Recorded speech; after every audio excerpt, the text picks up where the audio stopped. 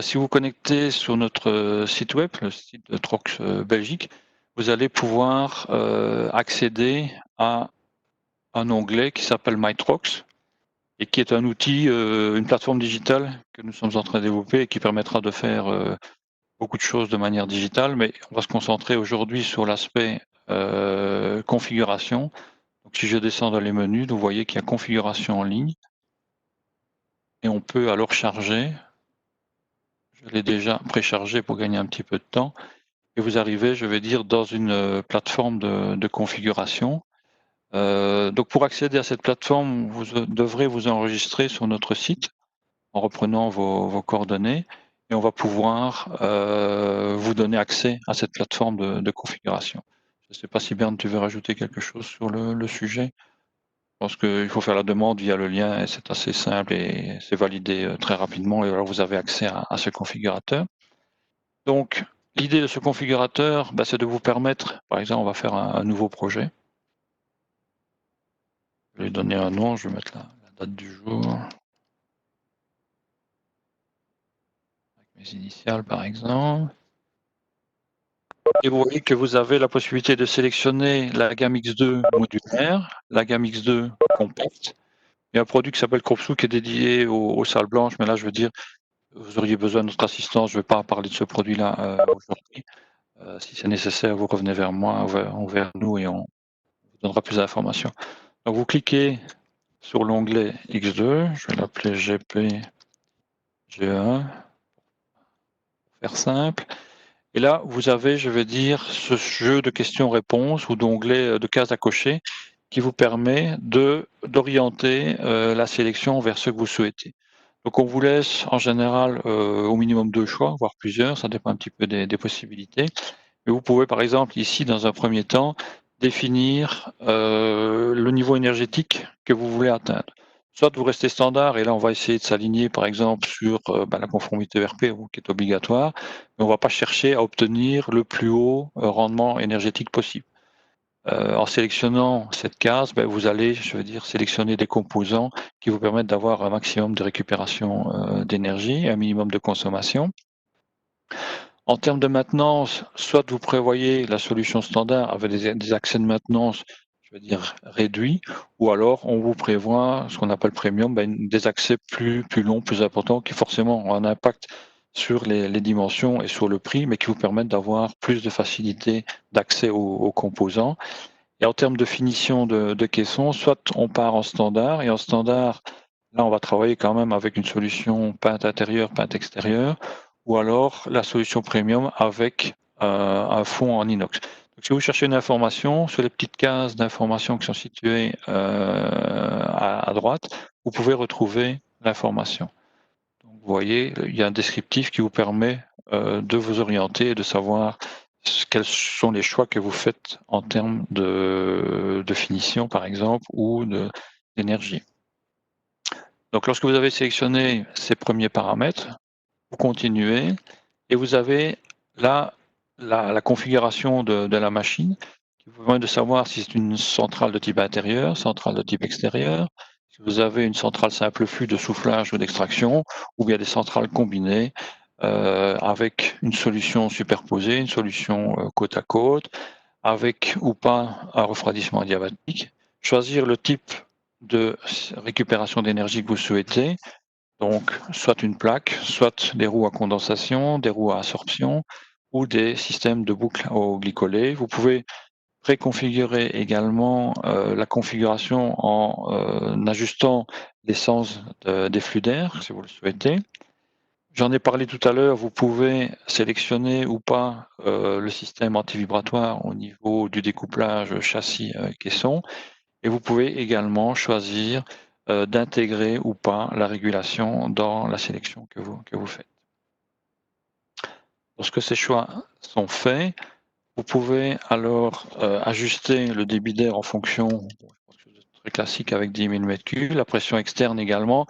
Donc par défaut, on a les mêmes pressions et les mêmes débits par flux d'air, mais vous pouvez bien évidemment les ajuster. Et vous pouvez également adapter les conditions extérieures, d'air extérieur. Donc dans ce cas-ci, je vais modifier à -10 degrés, 22, je vais prendre 50% pour l'air extrait. J'ai 32,40 pour l'air extérieur. Je peux partir sur 30 degrés 50 par exemple. Et 26,50 pour l'air repris. Donc ça, c'est les conditions de dimensionnement. Là, vous pouvez également personnaliser. Donc ici, on est sur des flux d'air parallèles, entrée, sortie, horizontale.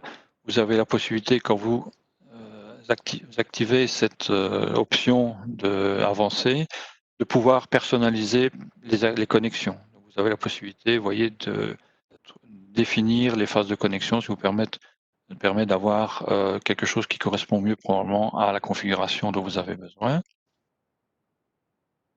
Ensuite, au niveau de la filtration, on a aussi des valeurs par défaut, mais on peut les personnaliser. Donc, par exemple, en termes de filtration, on peut choisir entre des filtres compacts, des filtres à poche, des filtres qu'on appelle NanoWave, c'est un produit spécifique de Trox qui est une fibre synthétique, mais qui a haut pouvoir de filtration et avec une paire de charges faible. Des filtres qu'on appelle Zeldine, mais qui sont des filtres, des pré-filtres en fait, hein, ce sont des anciennes appellations G4, M5. Et en termes de filtration, ben, on a évidemment les nouvelles normes auxquelles il faut s'habituer. Ça correspond à un ancien F7. On peut par exemple décider d'avoir un double étage de filtration. Donc on aurait à la fois un filtre PM160 pour pré-filtrer l'air en entrée d'air et avoir un EPM85 en finition. Lorsque vous avez choisi vos classes de filtration, vous pouvez enchaîner et là on arrive sur la batterie de chauffe qui existe ou pas, vous pouvez éventuellement la retirer. Et là, je vous avais aussi la possibilité d'utiliser les valeurs de la récupération ou pas. Si je désactive ces valeurs, je peux reprendre par exemple les conditions extérieures à moins 10, 90%. Excusez-moi. Là, vous pouvez définir la température de soufflage que vous souhaitez, 22, et vous pouvez aussi adapter par exemple le régime d'eau sur de l'eau 60, 40, donc là, il vous demande de faire une correction. Donc vous avez un certain nombre de sécurité qui sont inclus dans la sélection pour vous éviter de faire des mauvaises manipulations. Donc là, on a défini la batterie de chauffe. Je peux également sélectionner la batterie de froid. Je vais aussi, par exemple, repartir sur 30 degrés 50 pour le dimensionnement. Je peux aussi adapter la batterie, le régime d'eau pour la batterie froide. Je peux aussi rajouter, si on a une fonction déshumidification, on pourrait très bien enchaîner, après le refroidissement, avoir une batterie de réchauffe. Je ne vais pas le sélectionner dans ce cas-ci. On a ici, par défaut, on a des silencieux qui sont intégrés. On peut le faire, ici je vais les désactiver, mais c'est quelque chose que vous pouvez directement sélectionner dans la configuration de la machine. Je vais rajouter un humidificateur avec un niveau d'humidification que je vais fixer à 50%. Et là, au niveau, donc vous pouvez aussi, je peut-être pas vous, je l'ai pas mentionné, mais vous voyez où vous en êtes dans l'échelle de gauche, dans la partie gauche, vous voyez dans quelle fonction on travaille. On peut aussi faire marche arrière. Si vous avez décidé, sans devoir faire marche arrière, vous pouvez faire marche arrière par là. Vous pouvez, dans la navigation, vous pouvez naviguer via ce menu situé à gauche. J'étais au niveau des ventilateurs. Là aussi, on a prévu des valeurs par défaut. Mais on peut par exemple choisir le type de moteur. Aussi, on est parti sur des moteurs EC, roue libre en type EC, et il vous donne, je vais dire, des informations sur le type de ventilateur qui a été sélectionné. Lorsque vous avez répondu à l'ensemble de ces questions, donc vous avez préparé la configuration, on peut entamer la phase de calcul. Ça va prendre quelques secondes et vous pouvez voir aussi les étapes qui sont réalisées. Vous voyez, il calcule les différents composants, batterie, humidificateur, ventilateur. Il va ajuster le calcul des dimensions, calculer les longueurs des différentes sections. Et il va calculer le caisson, donc il va finaliser la configuration de la machine. Et vous arrivez donc ici sur cet écran qui vous permet de télécharger directement un certain nombre d'éléments. Donc vous avez accès à la fiche technique, je vais vous montrer.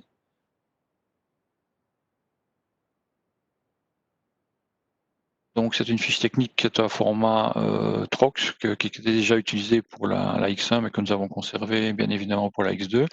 Et vous retrouvez, je veux dire, toutes les informations détaillées relatives à la sélection de votre machine avec les débits d'air qui ont été pris en compte, la finition avec la finition intérieure, finition extérieure, le niveau énergétique, oui, on est sur une classe A+, on est évidemment Ecodesign 2018, et puis étape par étape, en commençant par la centrale de soufflage, en fonction de l'écoulement de l'air. Donc on va retrouver les caractéristiques de chaque composant. Donc on a des registres avec toutes les caractéristiques du registre, avec les accessoires prévus, les filtres avec les paires de charges initiales, finales, moyennes, le niveau de filtration qui a été retenu, les quantités, la finition au niveau des cadres, les performances énergétiques en termes de récupération d'énergie. Avec, dans la colonne de droite, vous retrouvez les performances en mode hiver, avec l'air extérieur, l'air repris, le niveau de température qui est atteint après la récupération, avec le rendement suivant la N308. Et dans la colonne de gauche, vous retrouvez les mêmes informations, mais en mode été, avec les températures qui ont été prises en compte pour la simulation. Et puis, étape par étape, vous allez retrouver la batterie de chauffe. Dans le cas qui a été simulé, on a pris en compte la récupération. Vous voyez les performances de la batterie de chauffe. On a intégré aussi dans notre configuration un humidificateur vapeur. Et vous retrouvez les caractéristiques de cet humidificateur avec les conditions en entrée d'air, en sortie d'air, et également la quantité de vapeur qui est prévue pour atteindre le niveau d'humidité absolue défini. Vous retrouvez les informations également sur la batterie de refroidissement, même principe de présentation. Ensuite, vous avez accès à la sélection des ventilateurs avec le type de ventilateur C qui a été sélectionné.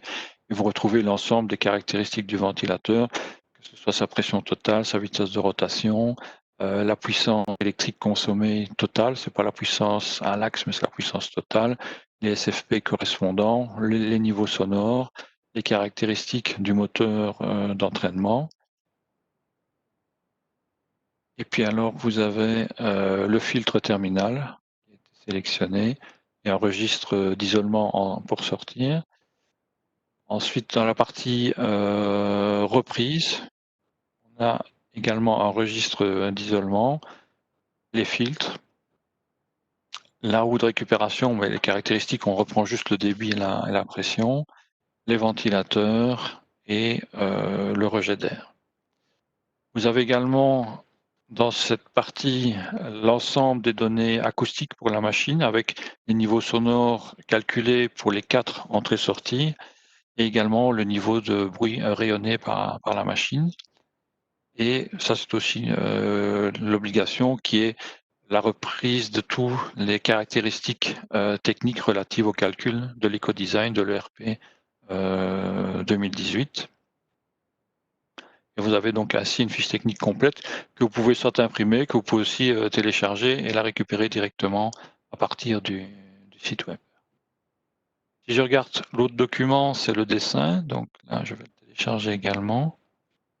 Vous avez accès à ce dessin avec 3 vues, la vue de côté, la vue du dessus de la partie inférieure et la vue du dessus de la partie supérieure, avec aussi le découpage. Vous retrouvez dans la partie de droite le découpage de tous les blocs qui ont été prévus, avec chaque fois les dimensions et les poids correspondants. Et vous avez déjà, avec ce dessin, une vue quand même déjà très précise de l'encombrement des dimensions de la machine, que vous pouvez aussi télécharger, imprimer, comme vous le souhaitez. On vous met également en disposition un texte de spécification. Pour l'instant, il n'est pas encore disponible en français, mais ça va venir dans les prochaines semaines. Vous avez ici le texte en anglais qui décrit la construction avec les panneaux, les accès, les fenêtres, les éclairages, les bacs, enfin un texte détaillé de la construction. Et puis alors vous retrouvez l'équivalent de la fiche technique que je vous ai présentée précédemment, mais dans un format, plus adapté à un traitement de texte, où vous avez toutes les caractéristiques que vous pouvez, si vous le souhaitez, directement reprendre ou l'intégrer, dans un descriptif ou un cahier des charges. Et le BIM, là je ne veux pas faire de démonstration, je n'ai pas les outils pour le faire directement, mais vous pouvez également télécharger un fichier que vous pouvez alors utiliser, via la plateforme XBIM dont j'ai parlé, tout à l'heure. Et vous pouvez en même temps tout télécharger si vous souhaitez avoir l'ensemble des informations. Vous avez sa possibilité de tout télécharger sans devoir, le faire individuellement. Vous avez également accès à rapidement une vue rapide, bon c'est pas forcément très détaillé, mais ça vous donne, je vais dire, l'encombrement général de la machine, son poids, les débits et le niveau sonore, ce qui permet dans certains cas, d'avoir déjà une première idée des caractéristiques générales de la machine. Maintenant, je vais vous montrer comment utiliser l'outil, de simulation de coûts de cycle de vie. Là, on va démarrer cet outil. Donc, on va commencer par indiquer un endroit, une ville, pardon, Bruxelles, je vais y arriver. Par exemple, et vous avez la possibilité de simuler, un grand nombre de localisations en Belgique ou même dans d'autres pays, puisque nous sommes appuyés sur des valeurs, fournies, par Google, donc c'est des valeurs, mondiales et je veux dire, reconnues.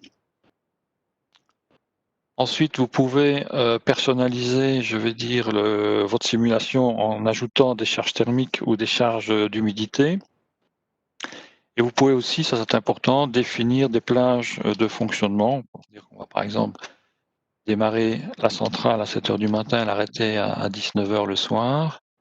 Et vous pouvez dire que pendant la semaine, on travaille à 100% et que le week-end, par exemple, on travaille en mode réduit à 50%. C'est aussi, une possibilité, mais ça, ce sont des paramètres que vous pouvez évidemment, chaque fois, adapter. On a aussi par défaut des valeurs avec des températures minimales de soufflage, ou maximales, et également des valeurs d'humidité que l'on veut, gérer ou des plages d'humidité que l'on veut gérer. Et alors ça aussi, c'est un élément important, c'est des aspects, économiques qui vous permettent, je vais dire, de faire la simulation et de pouvoir chiffrer en euros, le coût, de l'investissement, mais aussi, le coût, d'utilisation. Donc ici, par exemple, je sais pas, je vais mettre, 15 000 € pour dire quelque chose. Vous voyez, vous pouvez ajuster vous-même, en fonction de vos coûts réels, énergétiques, mais vous pouvez adapter facilement. Si je vais par exemple mettre 10 ans. Et alors on peut générer le calcul, la simulation, qui va reprendre, tous les paramètres qu'on a prédéfinis et qui va nous permettre d'avoir une vision, globale et synthétique du résultat. Bon, ici on a déjà des valeurs, mais je vais télécharger la fiche complète.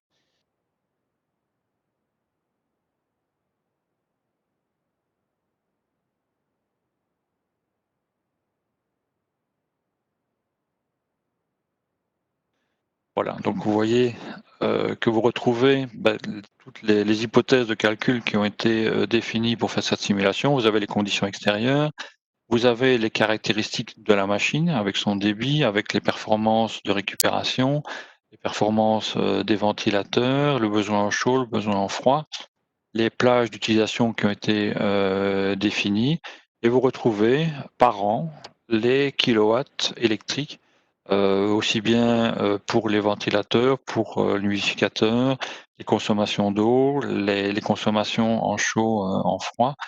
Et alors, les aspects, financiers, comme le coût d'investissement de la machine et les différents paramètres que l'on a vus précédemment. Et ça vous donne, je veux dire, les coûts, associés par an, correspondant à la consommation électrique, aux besoins en chaud, en froid, les coûts de maintenance, et ça vous donne, je vais dire, ici un coût, d'opérationnel auquel il faut rajouter l'investissement, et ça vous donne, par exemple, pour cette machine, un coût d'utilisation de 11 000 € par an, ce qui représente 110 000 € sur une période de 10 ans.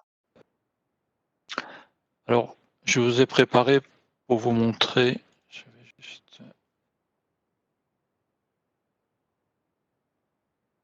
changer d'écran.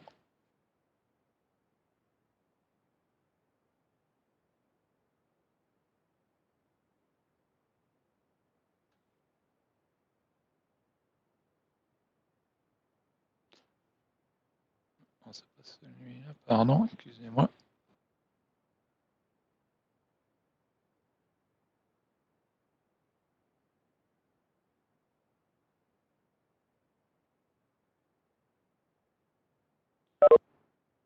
Voilà, donc je vous ai préparé une simulation et une comparaison avec une solution avec roue de récupération, mais avec deux types de roues de récupération. Une roue de récupération standard qui n'intègre pas de transfert d'humidité et une roue absorption qui permet de transférer beaucoup plus d'humidité en mode hiver, mais également de faire de la déshumidification en mode été.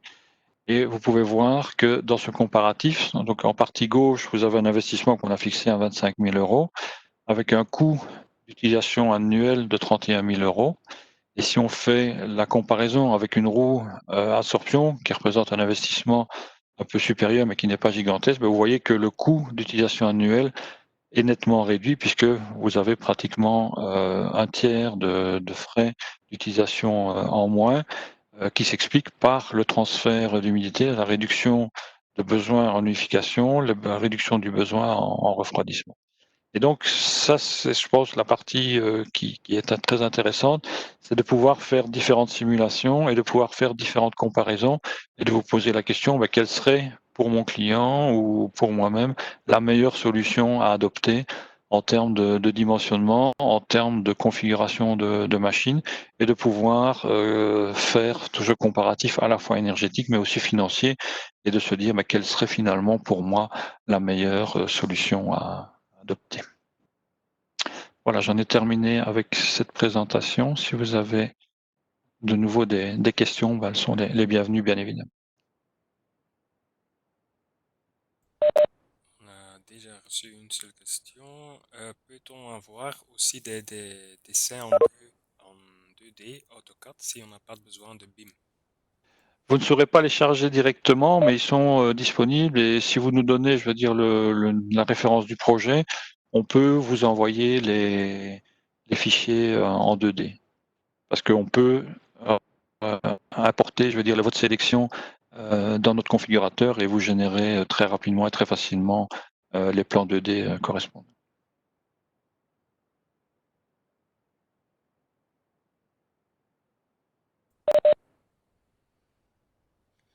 Peut-on changer la taille du groupe de ventilation? Disons que pour l'instant, vous n'avez pas la possibilité de faire tous les changements que vous souhaitez. En jouant sur l'aspect énergétique, on peut adopter d'autres dimensions, mais pour l'instant, vous n'avez pas la possibilité de le changer. C'est quelque chose qu'on va rajouter. Euh, c'est une bonne question. On va rajouter cette possibilité dans le futur. Mais nous pouvons, pendant cette période, je veux dire, où cet élément sera disponible, vous pouvez nous transmettre le numéro de votre sélection et on peut l'adapter en fonction de ce que vous souhaitez. Une autre question, est-ce qu'il y a une possibilité de modifier le nombre de luminaires, le nombre de prises et tubes, la présence de servomoteurs ou non, comme sur le X1? C'est là que la sélection part chez Trox et Evo. Ça vise à Oui. se modifier des genres d'éléments. Ben, c'est quelque chose que nous pouvons toujours faire, comme sur la X2, on a la même niveau de flexibilité, mais c'est quelque chose qu'on ne peut pas faire en ligne. Je veux dire, on n'est pas rentré dans ce détail pour l'outil de sélection en ligne, parce que ça ne nous paraissait pas pertinent d'aller aussi loin dans le détail, mais c'est quelque chose qu'on peut faire évidemment en réalité, et comme je l'ai déjà dit, si vous nous le demandez, on peut, sur base de votre sélection, la personnaliser, l'adapter avec notre configurateur interne pour l'adapter en fonction de vos besoins.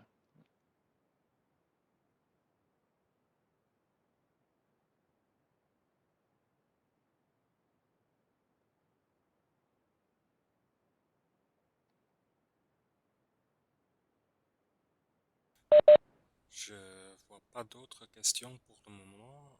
Oui, Si vous avez des questions, vous pouvez les toujours demander et vous prendrons contact après la présentation.